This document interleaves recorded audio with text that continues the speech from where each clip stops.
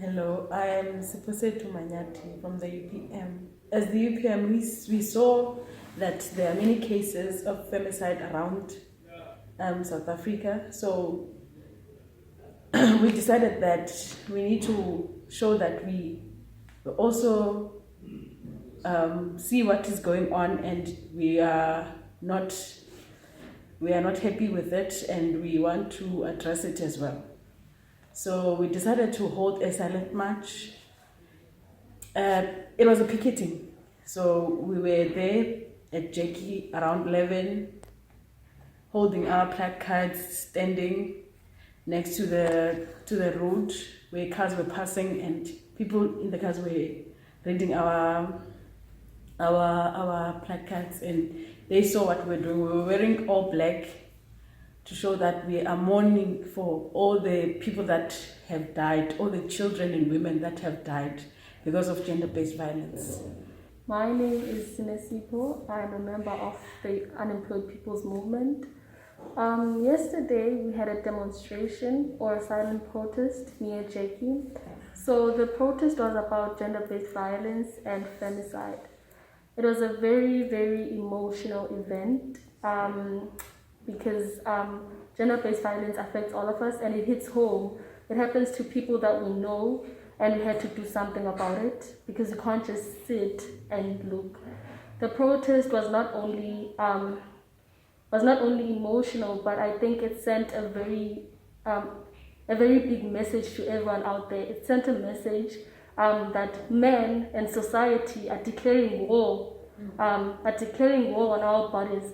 By doing so, you're not only declaring war on a woman, you're declaring war on society, because women are nation carriers.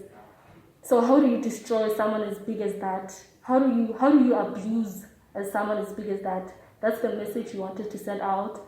We had cloud cards. On the cloud cards, we had very, very, very touching messages such as, "Am I next? Is this going to happen to me? Respect our bodies."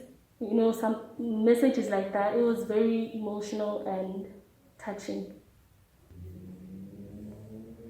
Being a young woman in South Africa, particularly Grahamstown, is very hard. It's not easy at all.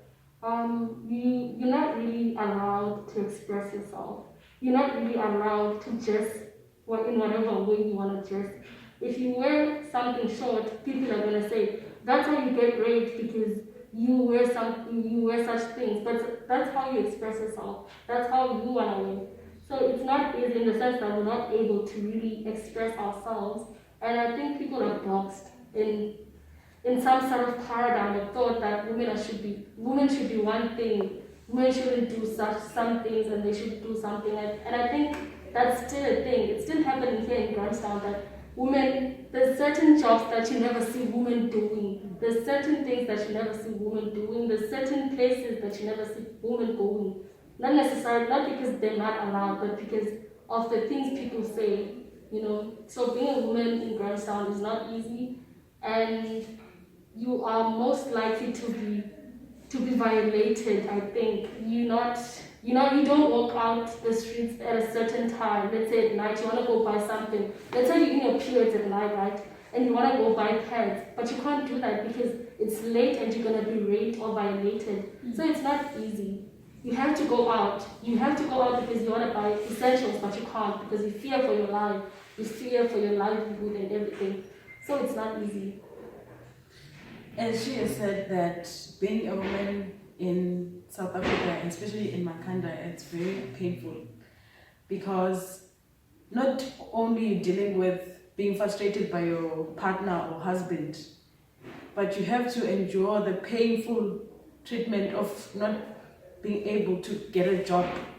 You have to sleep with someone in order for you to get a job. Not only that, but since everything impacts a woman in a bad way. For instance, if there's no water in the household, as the woman, you're supposed to go and collect water. It's like we're living in the 19th century, whereby we have to go to the river to collect water.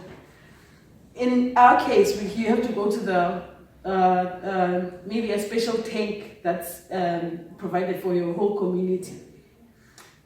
that is hard on itself, but you have to also, in order for you to cook, in order for you to make sure that the children are washing their hands, you have to go and collect that water. And sometimes the tanks are not even, they don't have water because the municipality decides not to come and pour water in those tanks. It's very painful to be a woman here in South Africa, and like it's really bad. It's really bad. The state we're living in is very bad.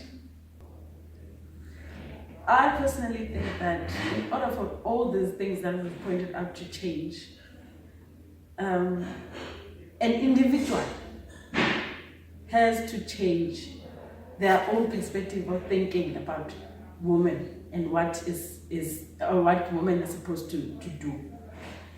The government should prioritize in helping women get empowered.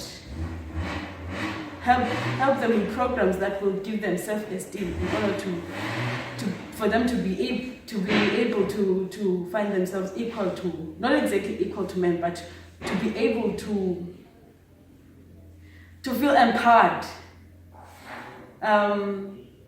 For instance, if the government could give women the space they need. For instance, in this period of many cases of gender-based violence, if the government could maybe create a space whereby women can come and share their stories and share their experiences, so that by sharing those kind of information, others will be able to learn and not do the same mistakes of being silent as the victim have done before. I think that's... I think in order for society to change or to be kinder to women, I think first we have to educate younger boys. Because I think that's where it starts. At a very young age, young boys are abusing young girls. So if older people become father figures to those boys and guide them in the right way, then they grow up knowing that women are not to be treated as animals or objects or anything, that they're to be respected and given the love they deserve. And I think people should stop defending rapists. Let's say, for instance, my friend is a rapist, and I'll say, this is not like him, the girl is pretty lying or anything. So that's why some rape victims choose to keep quiet, because they know it's going to turn, the tables are going to turn. They are going to end up being the bad person as opposed to the oppressor being the bad person. So I think people should stop being rape apologists, and I think the people that justify rape, or the men that justify rape or come up with excuses for rapists are as trash as the rapists, I think. So yeah.